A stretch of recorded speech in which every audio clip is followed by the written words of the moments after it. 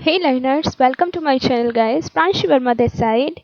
In today's video, we are going to learn game programming short answer type question and answer from unit 4. And start करने से पहले मैं आपके साथ आपका syllabus discuss करना चाहती हूँ guys. Unit 4 का and this is guys your unit 4 name is gaming platforms and frameworks. Okay.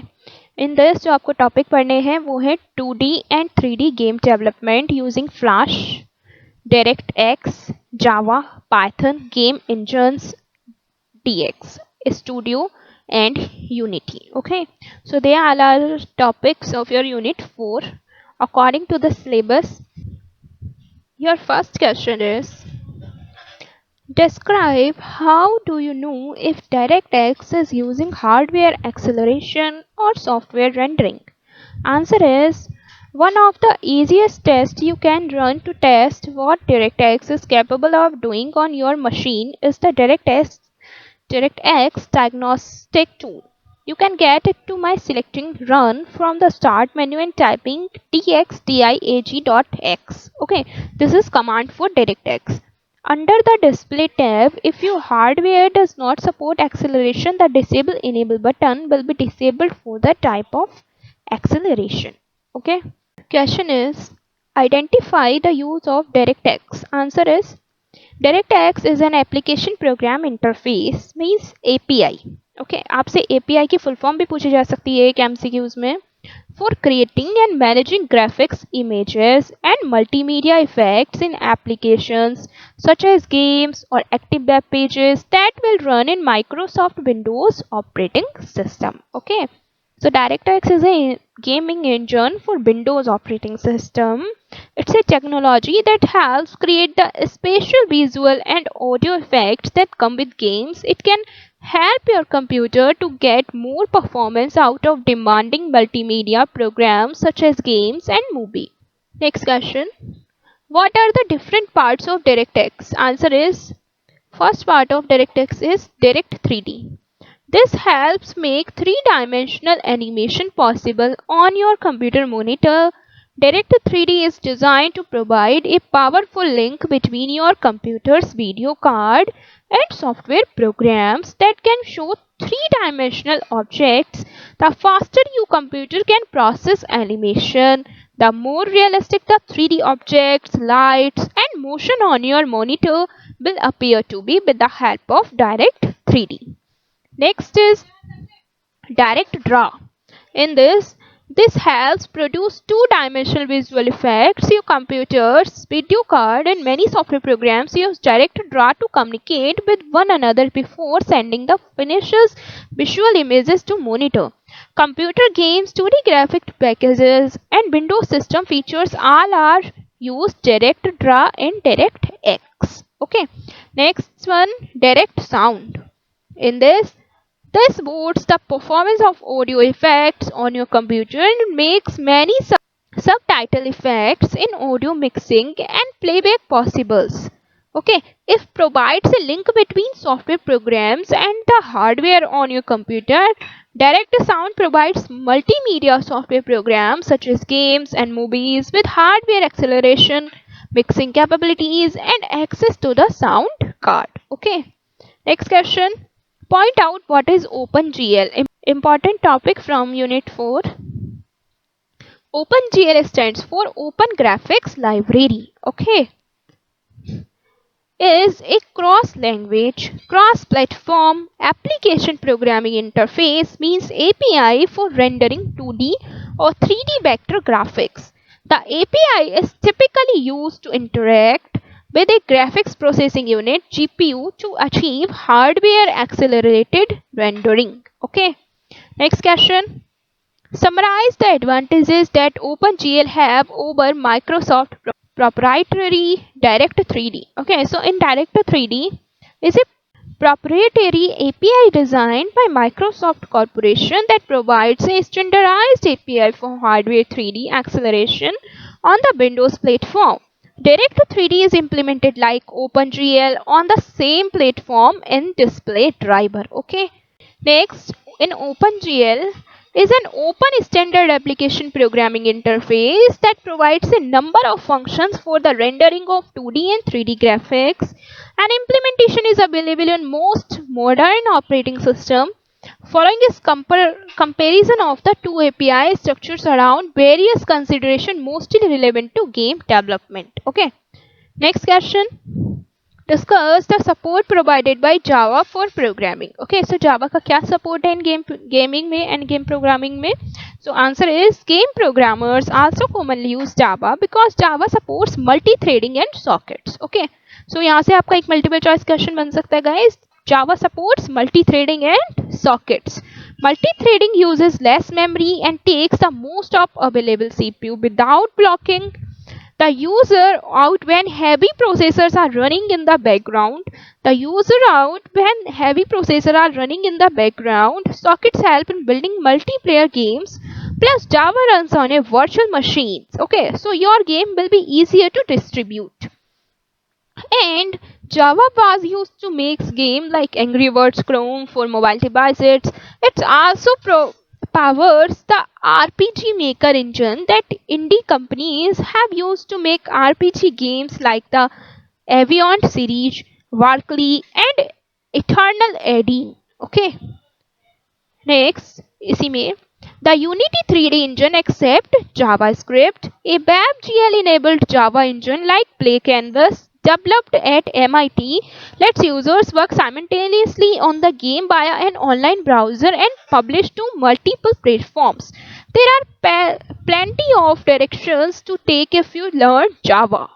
So Java is mostly supported for game developers and game programming. Next question is explain what is XNA. Answer is a development and runtime environment from Microsoft for creating and playing games on the Xbox.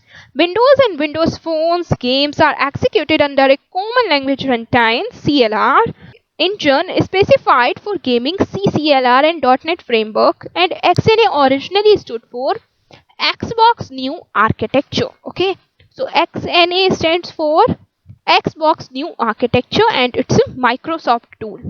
Okay guys, next question. Illustrate about cross-platform. Answer is the developer used the cross-platform mobile development solution to develop the mobile application buns and run it on many platforms. Okay, many of these cross-platform solutions are still under research and development. Also, these solutions are based on different approaches such as cross-compilation approaches, virtual machine approaches, and web-based approaches. There are many survey papers about the cross-platform mobile development solution, but they do not include the most recent approaches including component-based approaches, cloud-based approaches, and merge approaches. Okay, so cross-platform में हम कौन-कौन से approaches use करते हैं? First one cross-compilation and virtual machine approach. Second one, ठीक है. Third one हमारी web-based approaches है. Fourth one मैंने आपको बताई है component based approaches, and fifth one cloud based approaches, and sixth one merge approach. Okay guys, ये आपको ध्यान रखनी है आपके एग्जामिनेशन में. इससे रिलेटेड मल्टीपल चॉइस क्वेश्चन आपके पास आ सकता है बिकॉज ये टॉपिक है आपके सिलेबस का. Next question,